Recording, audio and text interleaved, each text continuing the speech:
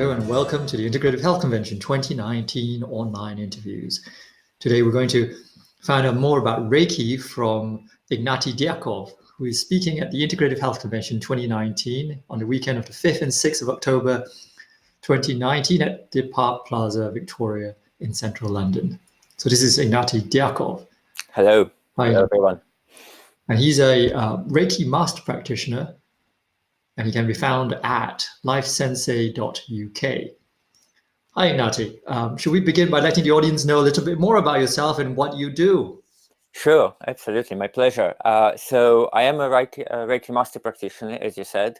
I am also a life and health coach, and I try to combine both of these disciplines in one practice. In my previous life, in my previous incarnation, I was a linguist and a business consultant. My background is Oriental and African studies, but with a specialism in linguistics. So for years, I was teaching and consulting and writing textbooks. So anything to do with a language and using my tool, my tongue. But as it happened, in 2015, I had cancer, and this sparked my interest in health and healthy lifestyle.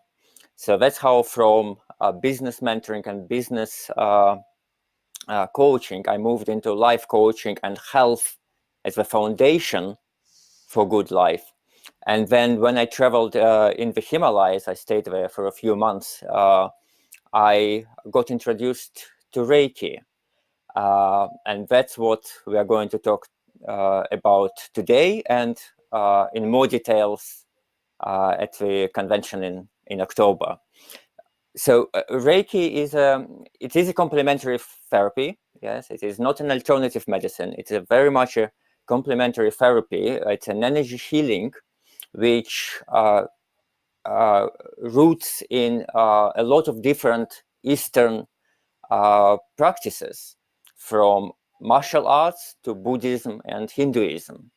And even though it has a lot of things derived from Buddhist and Hindu traditions, it is non-religious. And that's the beauty of this discipline, that being non-religious, it is available to everyone.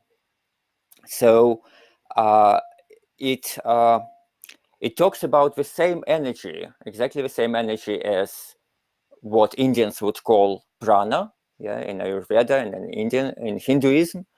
They would call it prana. In Japan, they would call it ki. In traditional Chinese medicine, in acupuncture, they would call it qi.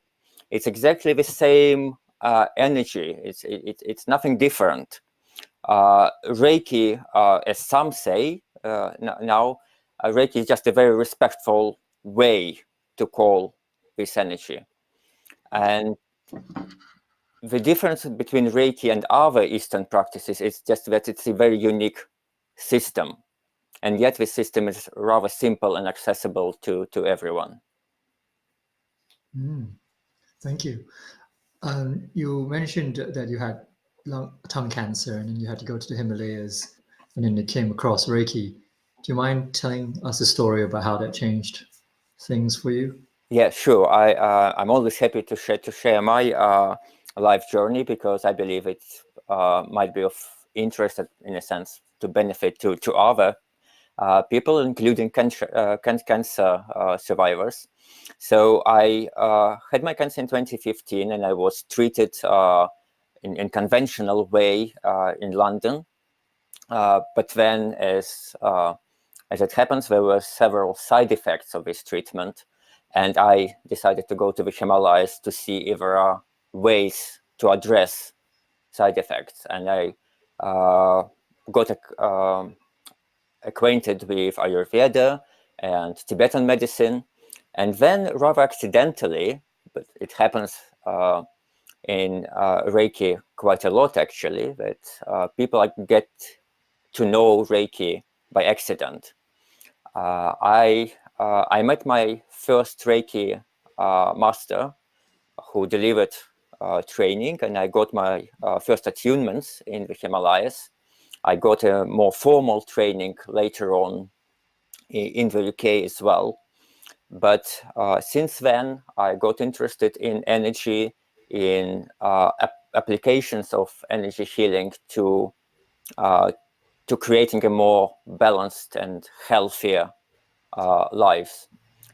So from this accidental meeting, which led to several weeks of training of Reiki in the Himalayas, I brought it back to the UK, embarked on another training, and then merged it with my practice of life coaching.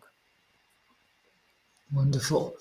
And in October at the Park Plaza at the Integrative Health Convention, you're going to talk to us about Reiki. Can you tell us what this talk will be about and what the audience will get out of it? Yes, I think for me, the major point will be to show that despite being relatively new, it's only around 100 years old, this discipline has very old roots. Yeah, it comes to take ideas and inspiration from Chinese medicine, Ayurveda, and all of these things, and combines them in a very unique practice. But it's rather simple practice. It is not difficult to learn it. It's much more difficult to sustain it and then ensure that you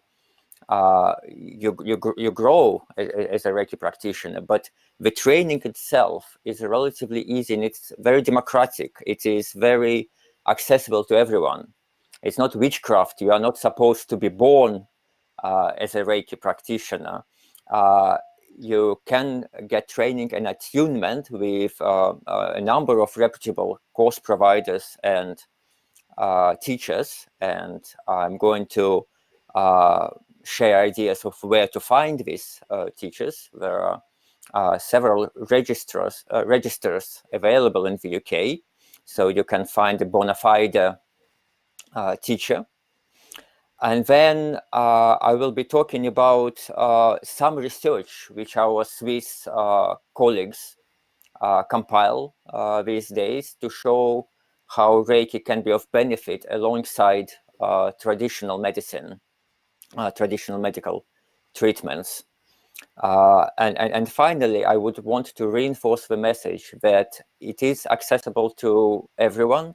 It is in no way religious or quirky or alternative. It is a very simple system of rebalancing and reharmonizing energy within ourselves. The energy which decreases with age and which we need to constantly sustain, because if we have no energy, then actually life ends. So thank you, Ignaty. Having thought about the convention where the audience will be made up of doctors, therapists, and the public, where do you see Reiki fitting in with integrative health? As I said previously, Reiki is a complementary therapy. A reputable Reiki practitioner will not position themselves as an alternative. And as a complementary therapy, it is even now used very well in hospitals and in hospices around the world.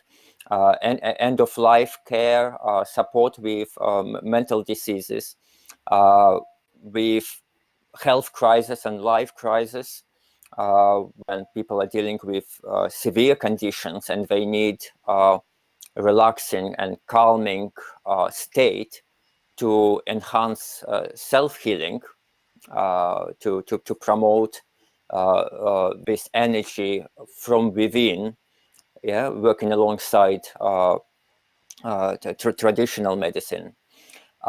It's not uncommon for massage therapists or reflexologists or acupuncturists to be trained as Reiki practitioners. And so their clients, if they consent, they might receive massage alongside Reiki in the same session. We also, in UK Reiki Federation, we also see a number of nurses who decide to train as a Reiki practitioners and say it helps them in their life and their dealings with patients. So it's a very much a complementary therapy which works alongside a number of others. Wonderful. So I'm asking one last question, Ignaty. What do you think personally is the key to healing in what you do? In my case, as I'm a Reiki master practitioner, master practitioners, the difference between master practitioner and a practitioner is that we choose to live this Reiki lifestyle rather than just make it our profession. And making it a lifestyle means that I have to constantly ensure that I lead the life which would be corresponding with Reiki principles. There are 5 Reiki principles of being kind, being compassionate, working thoroughly, diligently, respecting all life around us, and so on and so forth. And so, in a sense, simple things like meditation and vegan eating, but also working hard, that's what makes my practice more fulfilling.